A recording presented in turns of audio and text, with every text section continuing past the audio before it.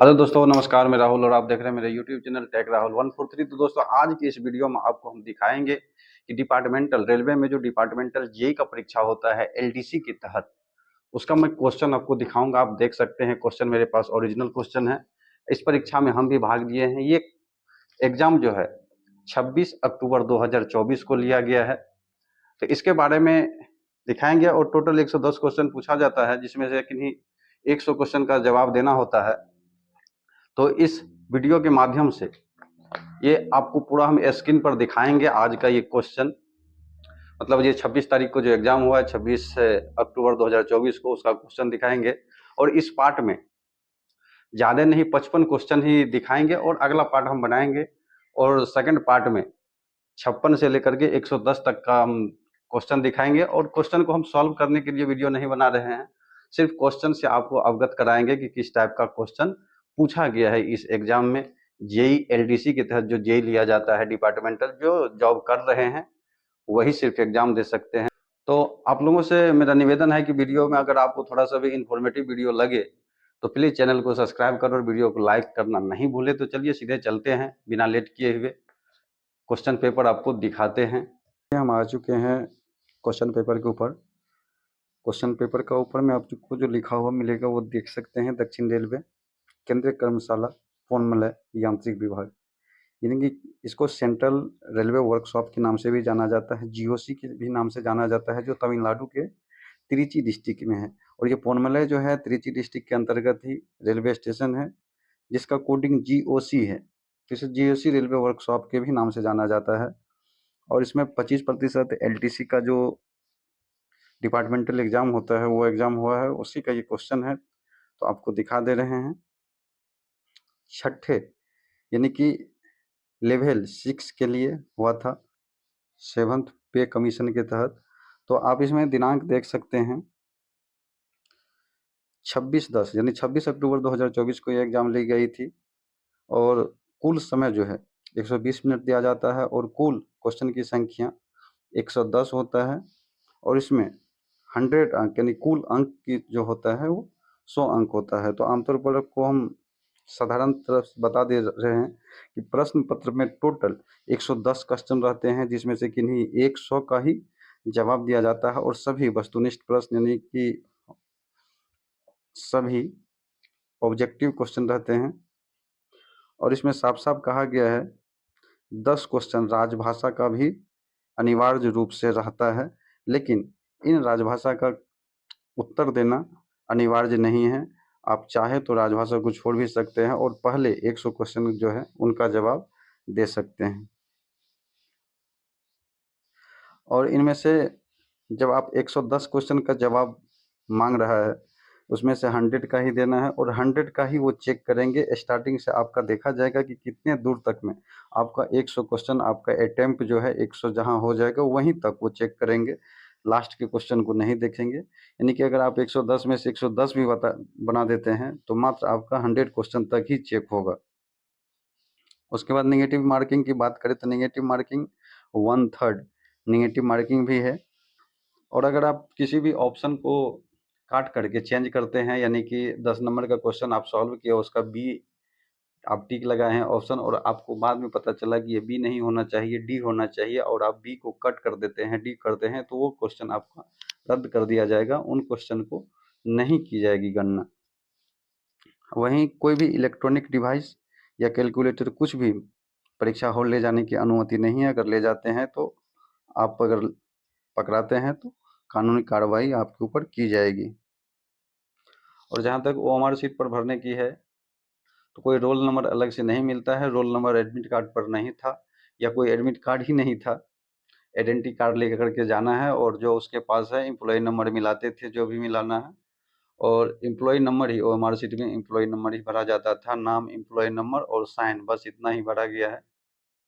तो आप देख सकते हैं यहाँ पर राजभाषा से संबंधित प्रश्नों का उत्तर देना अनिवार्य नहीं है। और अभ्यर्थियों को परीक्षा के बाद प्रश्न पत्र अपने साथ ले जाने की अनुमति है, यानी कि आप परीक्षा दे करके हार्ड कॉपी आप अपने घर ले जा सकते हैं। तो दोस्तों, मेरा मकसद इस वीडियो के माध्यम से यही है कि इस क्वेश्चन से आपको अवगत कराएं। हम क्वेश्चन सॉल्व नहीं करेंगे क्योंकि सभी क्वेश्चन का जानकारी मेरे पास भी नहीं है।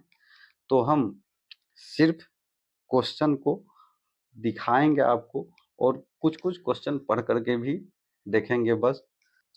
तो देखते हैं इस वीडियो में कितना तक क्वेश्चन को हम पढ़ पाते हैं। ज़्यादा वीडियो अगर लंबा होगा तो इसको आधा दूर में ही छोड़ देंगे, फिर दूसरा पार्ट बनाएंगे।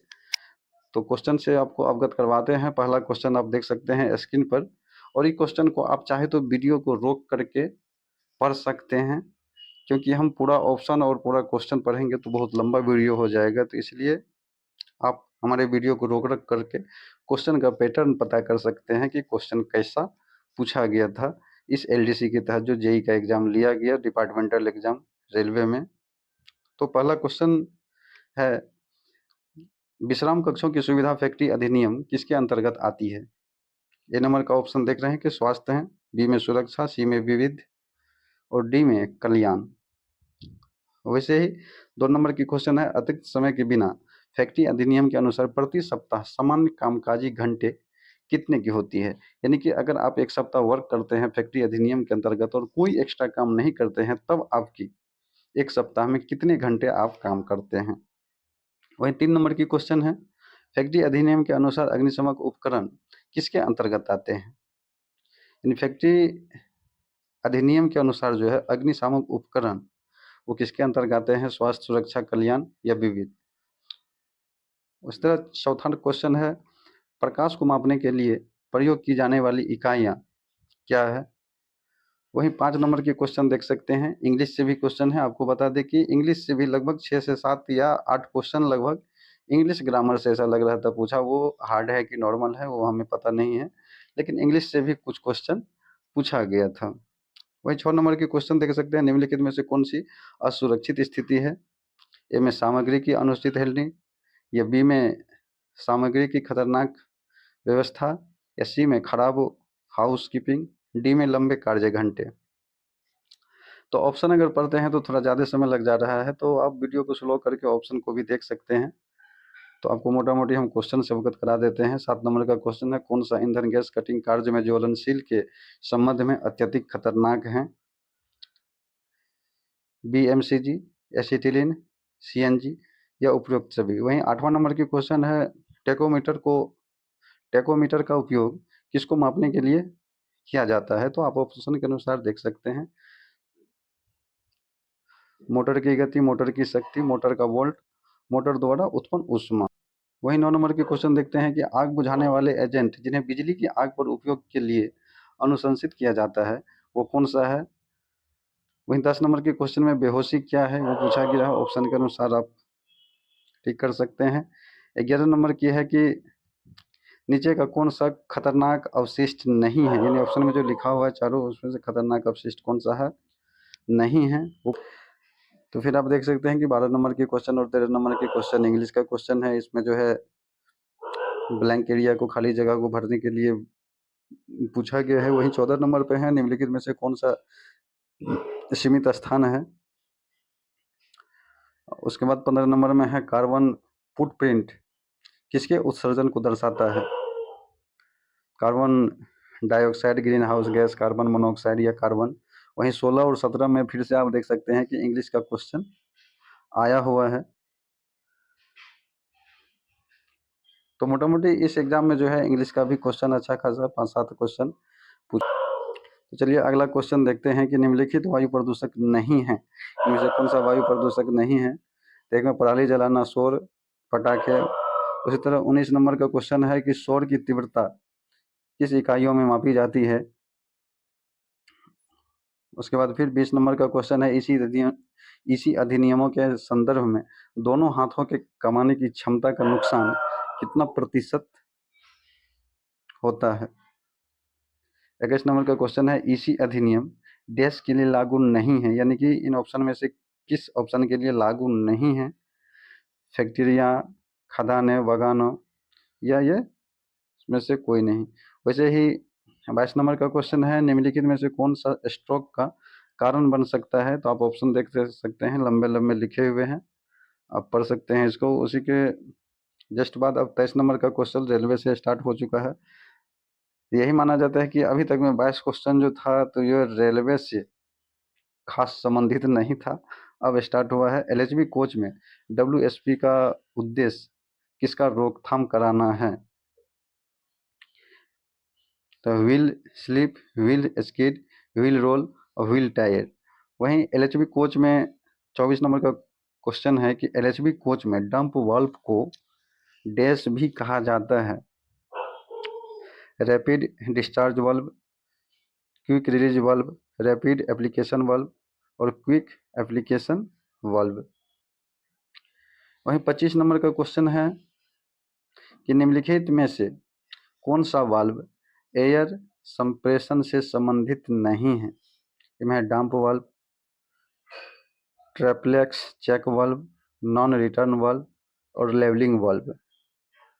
वहीं 26 नंबर का क्वेश्चन फिर देख सकते हैं, ये शब्द का पर्यायवाची शब्द क्या होगा? ये भी इंग्लिश मानिए या हिंदी मानिए। वहीं 27 नंबर में भी फिर विलोम शब्द पूछा गया है। 28 नंबर का क्वेश्चन देख सकते हैं, वायु टॉयलेट का वर्तमान संस्करण डैश सहित उपलब्ध कराया जाता है? किसके सहित? यानी कि पी ट्रैप सहित, के ट्रैप सहित, एस ट्रैप सहित या डायरेक्ट डिस्चार्ज सहित किया जाता है। उसके बाद 29 नंबर का क्वेश्चन आप देख सकते हैं, फिर भी ये शब्द का विलोम शब्द पूछा गया है एक शब्द का। वहीं 30 नंबर का क्वेश्चन है कि OMRS का विस्तार यानी कि फुल फॉर्म क्या होगा? मैथ का क्वेश्चन 31 नंबर में आ गया है। 7 यानी कि 45% का 750 माइनस 25% का 480 क्या होगा? तो ये कैलकुलेशन करके मार सकते हैं, देखिए क्या होगा। वहीं 32 नंबर का क्वेश्चन है कि 10 रुपये पर 4 माह के लिए 3 पैसे प्रति रुपये प्रति माह की दर से साधारण ब्याज कितना होगा? ये साधारण ब्याज से क्वेश्चन आया हुआ है। और 33 नंबर का क्वेश्चन है कि IRCA का विस्तार यानी कि IRCA का फुल फॉर्म क्या होगा? अगला क्वेश्चन 34 नंबर का देखते हैं। 34 नंबर में है, यदि किसी संख्या के 3/5 का 60% 36 है तो वह संख्या क्या है? तो लगातार 3 क्वेश्चन यहाँ मैथ का मिल गया है। और 35 नंबर में देखते हैं, BVCM ब्रेक वैन में किस प्रकार की बोगी लगाई जाती है? केशनव संशोधित, फिट संशोधित या ICF संशोधित या बिना बोगी वाला 4 व्हील। वहीं 36 नंबर का क्वेश्चन भी फिर मैथ से है। एक आयतकार कालीन का क्षेत्रफल 120 वर्ग मीटर है और परिधि 46 मीटर है, तो इसके विकर्ण की लंबाई क्या होगी? 37 नंबर का क्वेश्चन है, आमतौर पर ICF कोच में उपयोग की जाने वाली स्टील सीट का नाम क्या है? यानी कि ICF कोच में जो प्रयोग की जाती है स्टील सीट, उस स्टील सीट का नाम क्या है? Carbon steel, mild steel, stainless steel या carbon high carbon steel. 38 number का क्वेश्चन है कि जब किसी सामग्री के बारे में कहा जाता है कि जब किसी सामग्री के बारे में कहा जाता है कि उसे PL नंबर दिया गया है, तो उस वस्तु को डैश कहा जाता है? उस वस्तु को क्या कहा जाता है? तो ये नंबर में सुरक्षा आइटम, स्टॉक आइटम, गैर स्टॉक आइटम या D&P आइटम। अगला क्वेश्चन है 39 नंबर का, निरीक्षण कैरेज का परिवहन कोड क्या होता है? यानी ट्रांसपोर्टेशन जो होता है जिस गाड़ी से, उस गाड़ी का कोड क्या होता है? निरीक्षण कैरेज का परिवहन कोड क्या होता है? AR, CR, IC या RA। वहीं 40 नंबर का क्वेश्चन देखें तो 40 नंबर के क्वेश्चन में है कि कोच परिवहन कोड में W क्या दर्शाता है? तो आप ऑप्शन के अनुसार देख सकते हैं। चलिए अगला क्वेश्चन देखते हैं।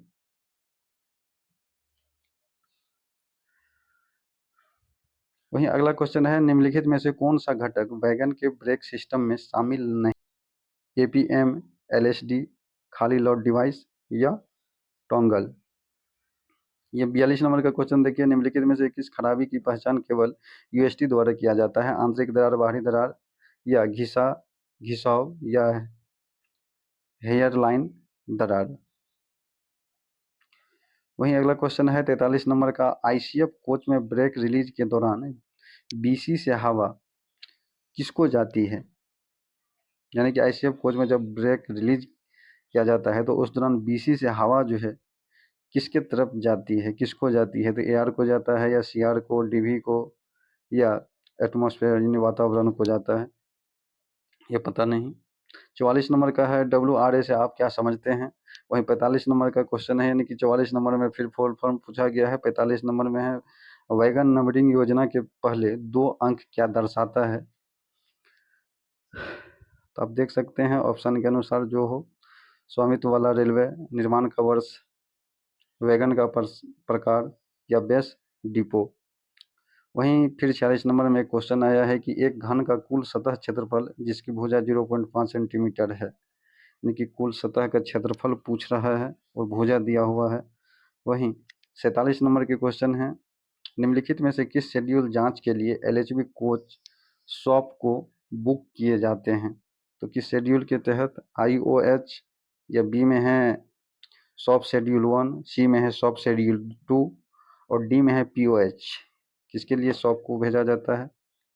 अब वहीं 48 नंबर में है कि 3, 2.7 और 0.09 का एलसीएम क्या होगा?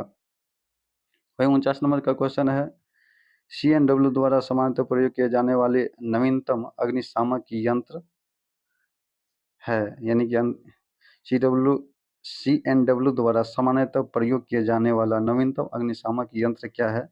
डीसीपी प्रकार, CO2 प्रकार, धुंध प्रकार, नाइट्रोजन प्रकार। तो चलिए अगला क्वेश्चन है, कठोरता की इकाई क्या है? आप देख सकते हैं कठोरता का इकाई क्या है। फिर फिजिक्स क्वेश्चन लिया गया है। और अगला क्वेश्चन है, आमतौर पर तकनीकी आरेख डैश या डैश एंगल ऑफ प्रोजेक्शन से बनाए जाते हैं। इन नॉर्मली टेक्निकल ड्राइंग किस आरेख से खींची जाती है? वो पूछा गया है। फर्स्ट प्रोजेक्शन या सेकंड प्रोजेक्शन या फर्स्ट सेकंड दोनों, किससे किया जाता है? वहीं 52 नंबर का क्वेश्चन है, भारतीय रेलवे के आरेख में प्रयोग किए जाने वाले एंगल ऑफ प्रोजेक्शन क्या होता है? पहला, दूसरा, तीसरा या सभी? वहीं 53 नंबर का क्वेश्चन है, एक सिंबल दिया गया है ड्राइंग से, यह भी क्वेश्चन ड्राइंग से है। इसमें यह आरेख दिखा करके पूछा गया है कि यह आरेख में कौन सी एंगल ऑफ प्रोजेक्शन का चिन्ह है, यानी कि ये जो सिंबल है इसे पहचाना जाता है फर्स्ट एंगल प्रोजेक्शन है कि थर्ड एंगल प्रोजेक्शन है, तो वो पूछ रहा है। वहीं 54 नंबर की क्वेश्चन है, सममित भागों का आरेख में डैश में दिखा जा सकता है। तो देख सकते हैं आप ऑप्शन के अनुसार क्या होगा। वहीं 55 नंबर का क्वेश्चन है कि ये लाइन जो खींची हुई लाइन का प्रयोग उन सतहों को इंगित करने के लिए किया जाता है जिन पर एक विशेष आवश्यकता लागू होती है। कौन सी आवश्यकता के अनुसार? देख सकते हैं उसका आंसर क्या होगा। तो दोस्तों आज की इस वीडियो में मात्र हम 55 क्वेश्चन ही आपको दिखा पाए, क्योंकि टोटल 110 क्वेश्चन है और 110 क्वेश्चन बनाने में ये काफ़ी लंबा हो जाएगा। वैसे ही लगभग 20 मिनट से प्लस में जा रहा है। तो अगला पार्ट देखने के लिए हमारे चैनल पर नए हैं तो वीडियो को लाइक और चैनल को सब्सक्राइब जरूर कर लीजिएगा। आपको अगला पार्ट भी जल्द ही मिल जाएगा। या ये वीडियो अपलोड होने के एक दिन बाद देख रहे हैं तो आपको दोनों पार्ट मेरे चैनल पर मिल जाएगा। तो प्लीज़ चैनल को सब्सक्राइब करके रखिए। मिलते हैं किसी और वीडियो में। और मेरा जो है मकसद यही था, हम क्वेश्चन स्टार्टिंग में ही बोल दिए थे, हम क्वेश्चन सॉल्व करने के लिए वीडियो नहीं बना रहे हैं, मात्र आपको क्वेश्चन दिखाने के लिए बना रहे हैं कि देखिए किस किस टाइप का क्वेश्चन रहता है। क्योंकि सिलेबस में कुछ और लगभग ये भी भले ही नॉर्मल क्वेश्चन था, लेकिन इंग्लिश से भी क्वेश्चन पूछा गया था, फिजिक्स, केमिस्ट्री, बायोलॉजी से तो चलिए रहता ही है। और टेक्निकल थोड़ा कम ही क्वेश्चन था, ज़्यादा टेक्निकल क्वेश्चन नहीं था। जो लगता है कि अगर डिपार्टमेंटल है तो ज़्यादातर टेक्निकल ही रहेंगे, लेकिन इस पेपर में हमको तो नहीं उतना लगा कि ज़्यादा टेक्निकल है। तो मिलते हैं अगले वीडियो में, तब तक के लिए जय हिंद।